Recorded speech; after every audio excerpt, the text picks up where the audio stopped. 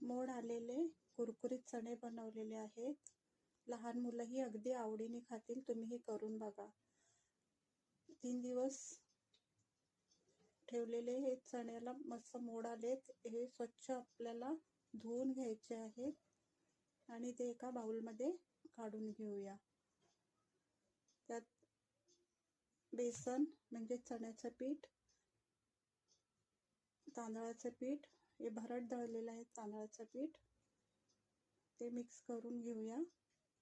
Mix करून घेतलं. त्यात हळद, मसाला, गरम मसाला, मीठ आणि चिमूटभर सोडा आणि चवीपुरता लिंबू पिळून घ्यायचा आहे आणि अगदी थोडंसं पाणी टाकून सगळं मिश्रण एकजीव करून घ्यायचं आहे आपल्याला. आणि ते 5 मिनटं ठेवूया. तिथपर्यंत तेलही आपलं गरम होईल.